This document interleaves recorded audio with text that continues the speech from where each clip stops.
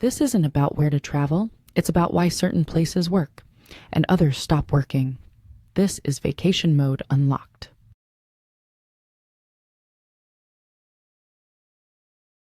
If you only have 7 to 10 days in Asia and you spend all of them in the capital, you're going to come home with the wrong conclusion. You're going to say, Asia is exhausting. Asia is chaotic. Asia is intense. And you'll think that's the continent. It's not. That's the capital. Capitals in Asia are not built for recovery. They're built for throughput. They're the pressure valves for global tourism, business, and attention. Here's the rule experienced travelers learn. Usually after they waste a trip, touch the capital. Base in the second city. Use the capital to get in, get oriented, maybe do the iconic stuff, then move. Because Asia's second cities are where the experience actually works. You can breathe, you can eat without planning your life around it, you can walk without feeling like you're in a human traffic jam, and the culture feels lived in, not performed. Today I'm going to prove it with 4 countries and give you a simple way to plan your next Asia trip so it feels like freedom instead of survival.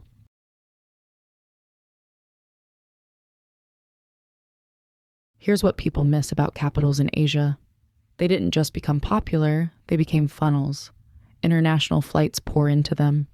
Social media concentrates attention on the same neighborhoods. Foreign money spikes faster than daily life can adapt. So the city starts optimizing for visitors instead of residents. Prices rise fast.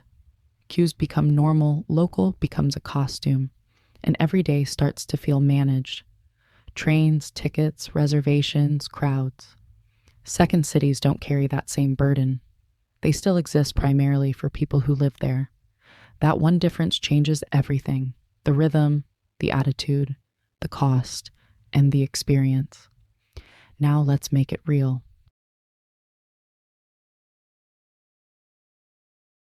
Tokyo is a masterpiece, but it's also a machine. It's efficient, dense, and endlessly stimulating, and it quietly asks you to keep up. Tokyo works, but it's intense. Now compare that to Osaka. Osaka doesn't try to impress you, it feeds you. Osaka is louder in personality, but softer in pressure. You don't need a strategy to eat well. Good food is just everywhere, casual and aggressive. Here's the most people don't know part. Osaka earned the nickname Tenka no Daidokoro, the nation's kitchen, because it historically dominated food distribution and rice/commodity markets in the Edo period, shaping Japan's food economy. That history shows up in the culture. Tokyo sets trends. Osaka serves people. Practical move: if this is your first Japan trip, do Tokyo for the big hits, then base yourself in Osaka and day trip out Kyoto, Nara, Kobe. Your stress drops immediately and your experience gets better.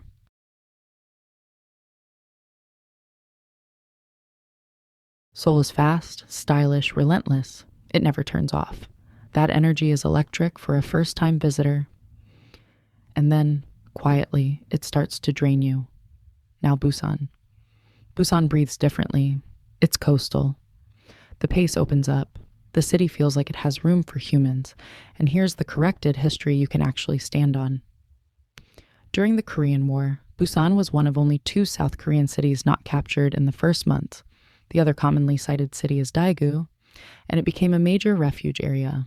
Busan also served as the wartime seat of government for much of the war, over 1,000 days across those periods. So when you say, Busan remembers, you're not doing poetry.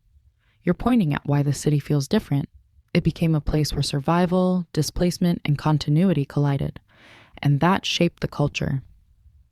Practical move: do Seoul for the hit list.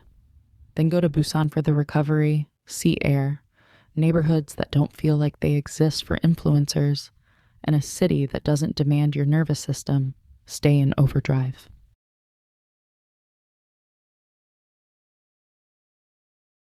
Ho Chi Minh City is Vietnam's engine. It's loud, entrepreneurial, competitive, and it's an adrenaline city. If you love intensity, you'll respect it. But it's not where most people relax. Now Da Nang. Da Nang feels balanced. Beaches, wider streets, modern infrastructure, and a city layout that doesn't feel like it's closing in on you. And instead of the shaky airflow redesign story, here's the real defendable point. Da Nang has pursued modern urban development and livable city goals through planning initiatives and green growth/resilience strategies that focus on infrastructure, quality of life, and urban management. Translation: Ho Chi Minh City runs hot. Da Nang runs smooth. Practical move. If your Vietnam trip is feeling like nonstop motion, Da Nang is where you go to get your brain back.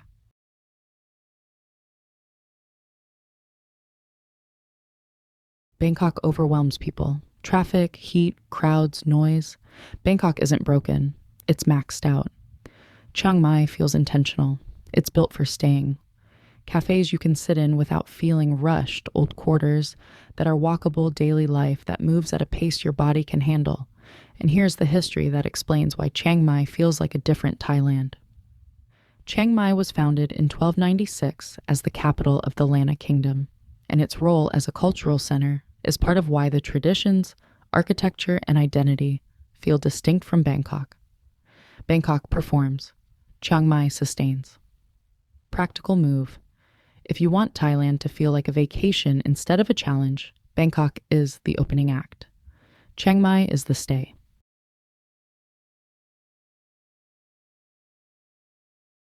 Here's the pattern. Capitals absorb attention. Prices inflate fast.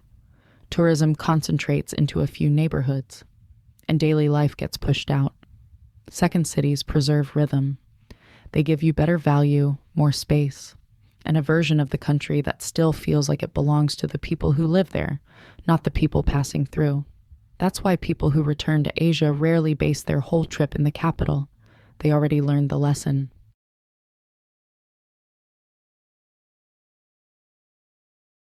Asia doesn't reward checklist travelers. It rewards people who go one layer deeper, not farther, not flashier, smarter. And the best travel experiences aren't hidden. They're just not trending, which is exactly why they still work. Spoken CTA.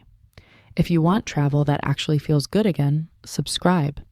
This channel is built for people who want the experience, not the crowd. Some places rise, others fade. Understanding why is what matters. Vacation mode unlocked.